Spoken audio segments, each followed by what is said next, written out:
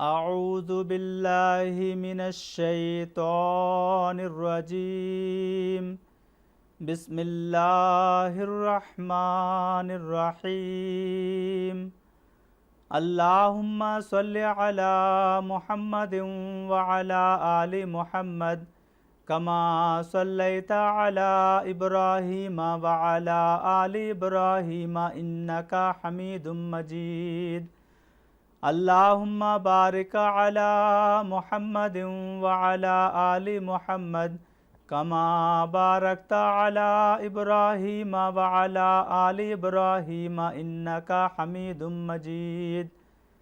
ناظرین کرام، آج کے درس الحدیث کا موضوع ہے خدمت والدین۔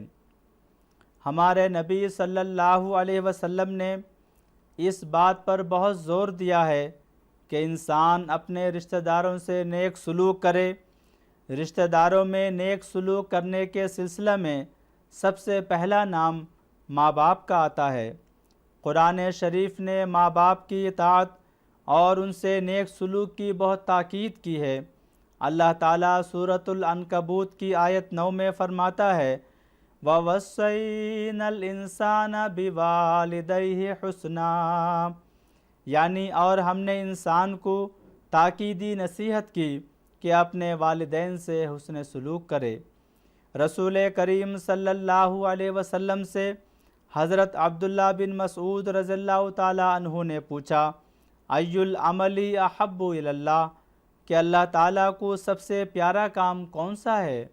آپ نے فرمایا الصلاۃ علی وقتہا، کہ نماز وقت پر ادا کرنا اللہ کو سب سے زیادہ پیارا عمل ہے۔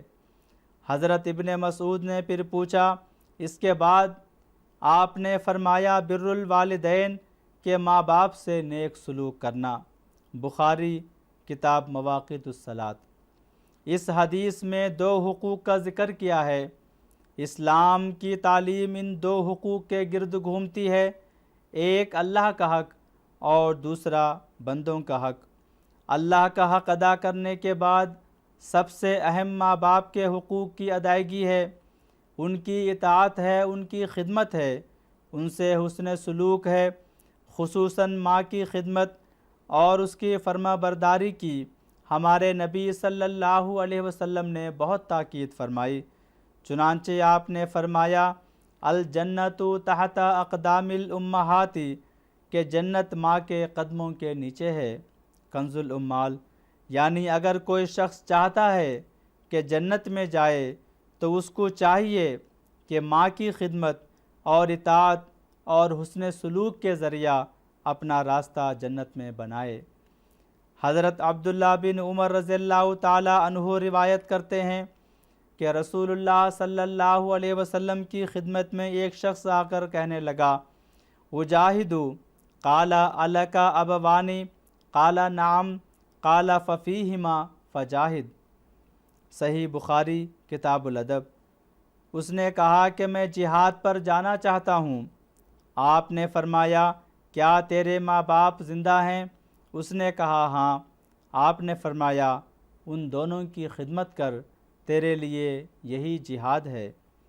حضرت ابو ہریرہ رضی اللہ تعالی عنہ بیان کرتے ہیں کہ ایک شخص حضرت صلی اللہ علیہ وسلم کے خدمت میں حاضر ہوا اور عرض کی کہ لوگوں میں سے میرے حسن سلوک کا کون زیادہ مستحق ہے؟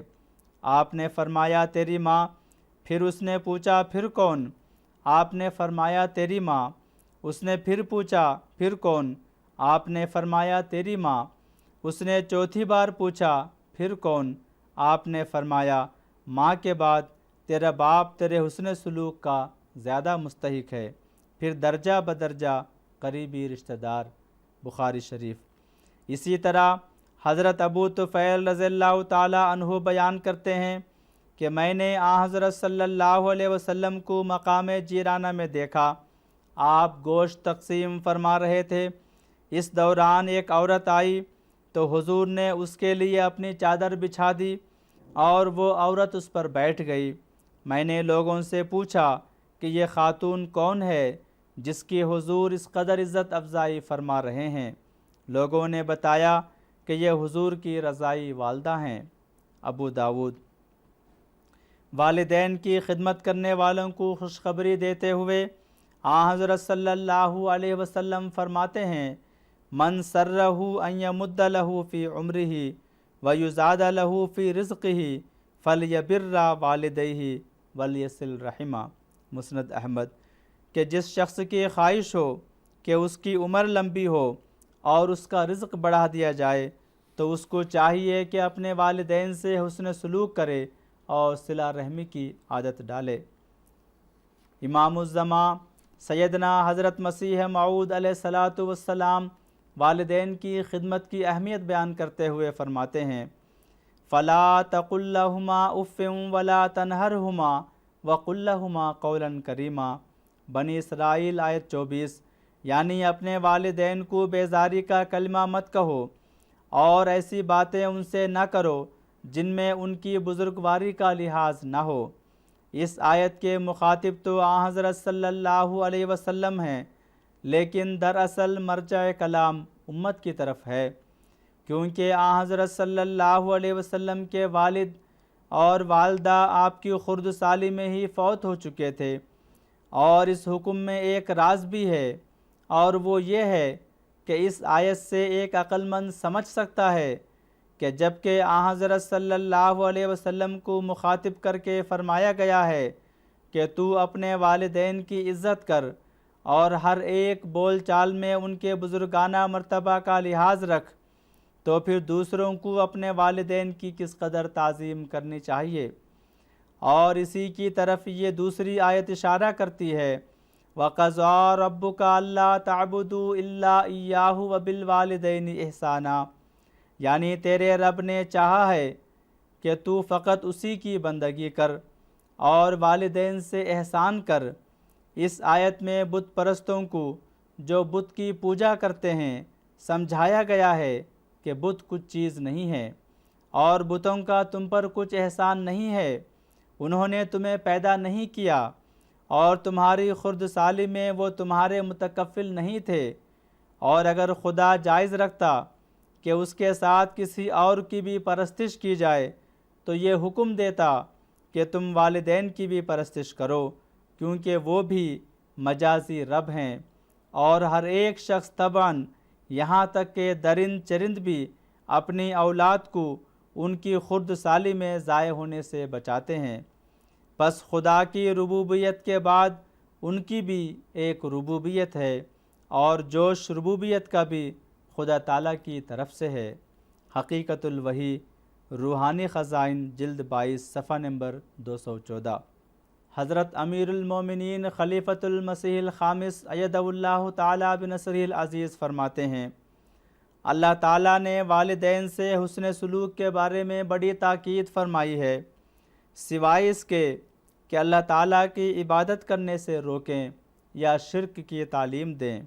اس کے علاوہ ہر بات میں ان کی اطاعت کا حکم ہے، اور یہ حکم اس لیے ہے کہ جو خدمت انہوں نے بچپن میں ہماری کی ہے اس کا بدلہ تو ہم نہیں اتار سکتے، اس لیے یہ حکم ہے کہ ان کی خدمت کے ساتھ ساتھ ان کے لیے دعا بھی کرو کہ اللہ تعالیٰ ان پر رحم فرمائے، اور بڑھاپے کی اس عمر میں بھی ان کو ہماری طرف سے کسی قسم کا کبھی کوئی دکھ نہ پہنچے۔ یہ بھی یاد رکھنا چاہیے کہ خدمت اور دعا کے باوجود یہ نہ سمجھ لیں کہ ہم نے ان کی بہت خدمت کر لی اور ان کا حق ادا ہو گیا۔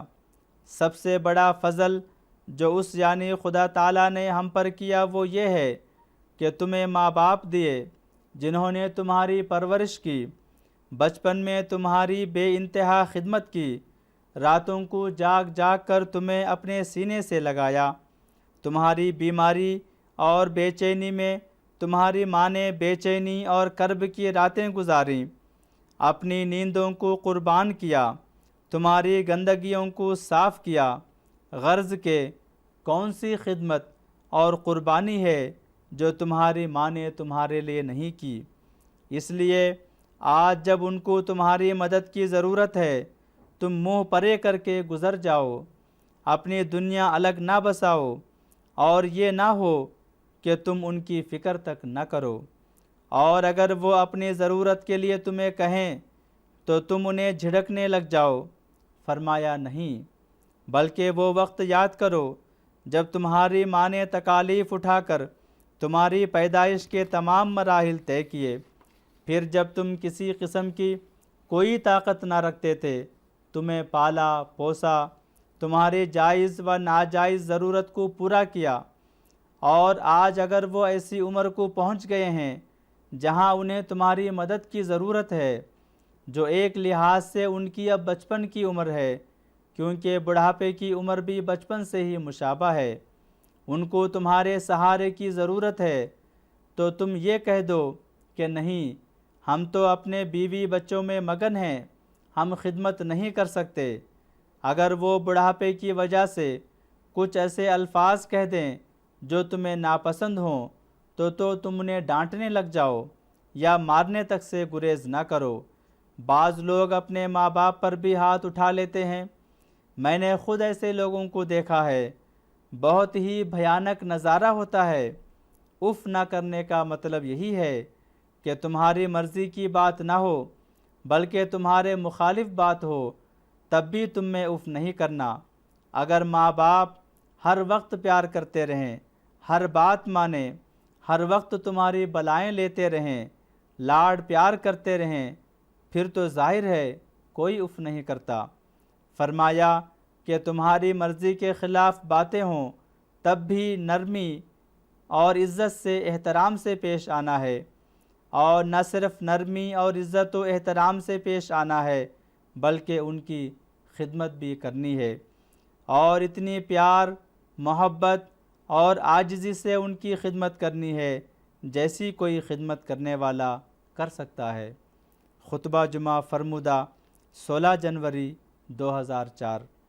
دعا ہے کہ قرآن کریم اور آن حضرت صلی اللہ علیہ وسلم اور حضرت مسیح موعود علیہ السلام اور خلفائے کرام کے ارشادات کے مطابق والدین کی خدمت بچا لا کر اس دنیا اور آخرت میں ہم جنت کے حقیقی وارث بننے والے ہوں، آمین۔